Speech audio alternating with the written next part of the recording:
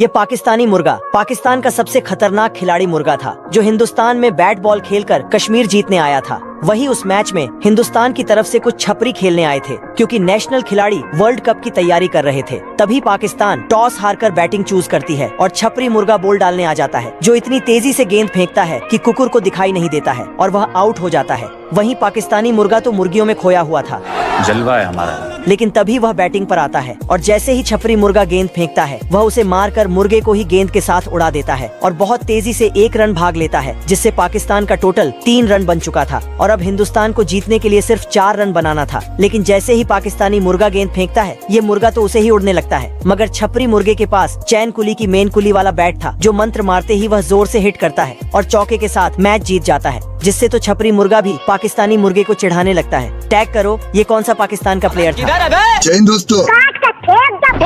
बकलड़ बतख गलती से अपने लौंडो का चुस्ता फ्राई बना देता है। मेरे साथ अन्याय हुआ है। कभी न स्कूल गया हुआ बतख दूसरे के लौंडो का देखभाल कर रहा होता है। तेरे नाम का कुत्ता पालो साले। ये तीनों छोटे बतख एक से बढ़कर एक कुराफाती होते हैं। रोम रोम भाइयों, सिस्टम पाड़ देंगे। तभी ये तीनों बतख की गाड़ी फाड़कर भाग जाते हैं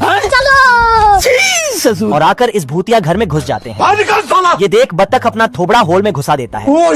जाना था ना बाबू। तभी ये तीनों बतख को ठोक देते हैं। अब तू गया बेटा।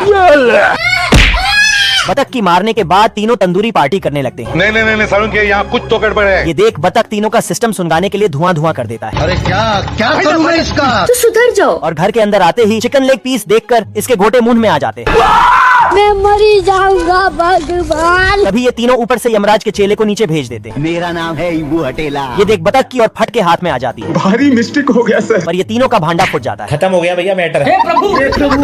भाई यहाँ पे क्या हो रहा भाई। अच्छा वांगड़ बिल्ला चूहे के साथ जंगल में आधी रात को तलवारबाजी खेलने जा रहा था। आजा। तभी जंगल के भूतिया पेड़ बिल्ले का बाल नोच लेते हैं। इतने में वहाँ बिल्ला के मामा का लड़का घपाचू आ जाता है। इस इलाके में एक ही आदमी पावरफुल है। ठीक है। और इन दोनों के काली करतूतों का भांडा फोड़ने का बोल कर उड़ जाता है। अब अगर तेरी मौत भी चाहे तो भी तेरी मौत टल नहीं सकती। ये सुन बिल्ला घपाचू का सर्किट उड़ा देता है। अभी बता दे भाई, अभी बता दे। ये क्या हो गया? अरे मैं तो पूरा काला हो गया यार। तभी बिल्ले के पीछे पत्थरों का सरदार हाथ लोड़ा पड़ जाता है। तेरा क्या होगा कालिया? पर भूतिया जंगल में आते ही हाथ लोड़ा पेला जाता है। सही पकड़े हैं। और ये दोनों जैसे तैसे करके अपनी फालतू की जान बचाकर भाग आते हैं। बच गया साला। तभी इन दोनों के नदी में आते ही नदी का पानी बौरा जाता है। पिक्चर अभी बाकी है। ये देख बिल्ला चूहे के साथ अपनी मर्दाना पावर दिखाकर बच जाता है और घपाचू का पंख आधे रास्ते में ही साथ छोड़ देता है। चूही माँ आने वाले खतरे से अनजान थी कि अगले ही पल उसके साथ ऐसा हो जाएगा। चूही जैसे ही अपने बच्चों को सुलाकर सोती है, एक सांप चूही की गंध सूंघकर उसके पास आ जाता है और उनको एक ही बार में खाने के लिए बड़ा मुंह खोल लेता है। पर तभी चूही भी एकदम से आंख खोलकर उसे देख लेती है और सांप के हमला करते ही अपने बच्चों को वहाँ से लेकर भागने लगती है।